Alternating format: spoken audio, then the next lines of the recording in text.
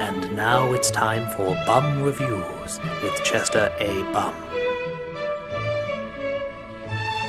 Tonight's review, Man of Steel.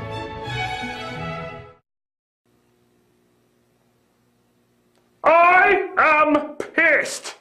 I am not pleased at all. I heard when Planet Houston was planning the Superman reboot, and you can imagine how filled with glee I was when I heard that General Zod was going to be in it. Well, guess who wasn't in it?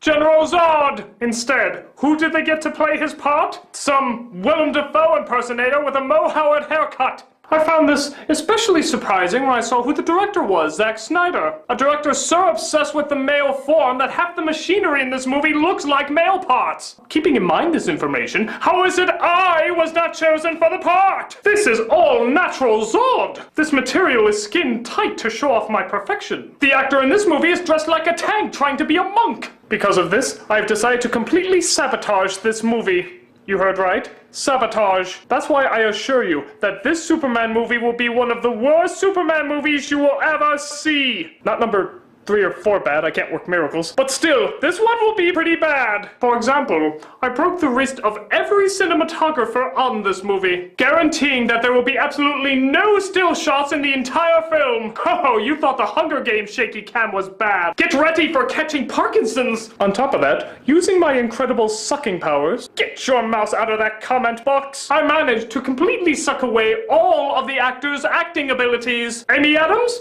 Bland. Lawrence Fishburne? Bland. Russell Crowe and Kevin Costner?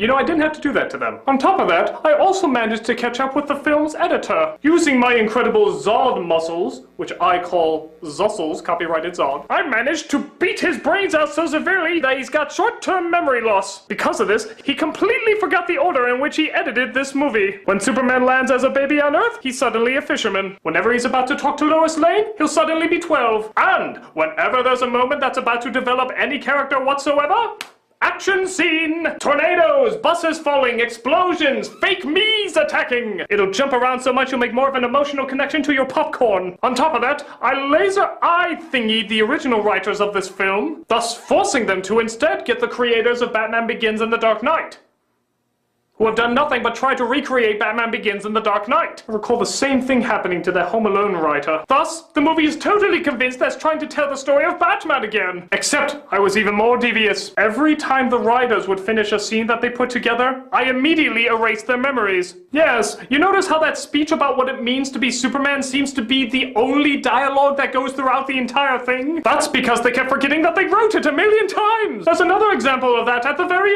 end. Oh, by the way, spoilers, I'm supposed to do that. Where Superman has fake me in a headlock and fake me is using his laser eye thingies to kill some people. The way it's set up, the people could of course duck or run away. There's about 5 different ways out of it. And Superman breaks his neck. Another flaw in not hiring me. Nobody can break this sucker. Superman screams in anger that he actually had to take another life. In any other movie, this would obviously torture him and stay with him for the rest of his life. Totally forgotten in the next scene. That's right. It's like it never happened. Because in the writer's mind, it did never happen. You're a mean one, Mr. Zod. Of course, some of you might be wondering, how could I erase their memories? Well, you know that memory erasing kiss that was done in Superman 2?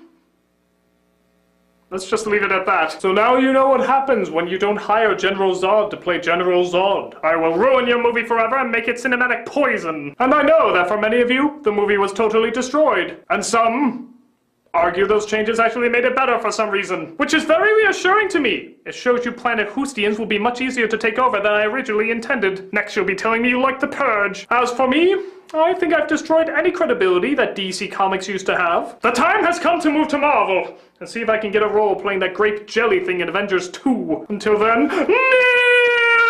Who locked the door? I was never here. Don't make me memory erase kiss you. Oh, it was a push instead of a pull. Well, anyway. Oh my god, this is the greatest movie I've ever seen! What? Where are you going? Hey, come back! Where are you going? Hey, wait a minute! I was just getting started! What's with all this debris on the ground? Did I fall through the ceiling again?